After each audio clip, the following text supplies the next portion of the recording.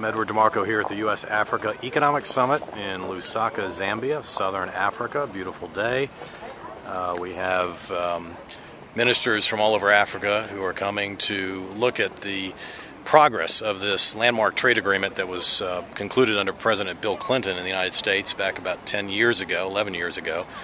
And it is, in many respects, put Africa on the map for a lot of American business people and investors. And the purpose was to create jobs in the United States, increase trade, selling of goods and services to Africa, and then to give Africans a better chance to sell their products in the United States, cut through a lot of tariffs and barriers.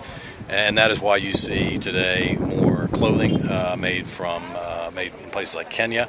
You see fruits and vegetables coming from South Africa, and you just see a lot more activity between the more than 50 countries of Africa and the United States.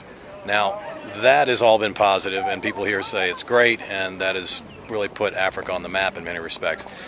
The obstacles are still large, and they really revolve around infrastructure. Africa needs more roads, needs more power lines, needs more ports. We had an expert here who said that there has not been a new rail line built in East Africa since colonial times.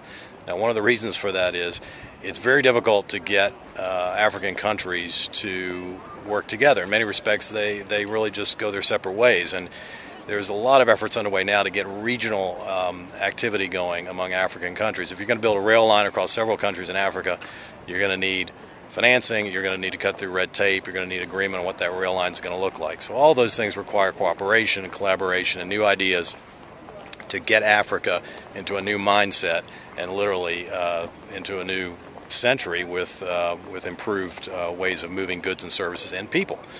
And this is a continent with a lot of young people, hundreds of millions of young people, and they are looking for jobs. So there's a huge incentive to get moving and to do these things. So that's one of the challenges we put back to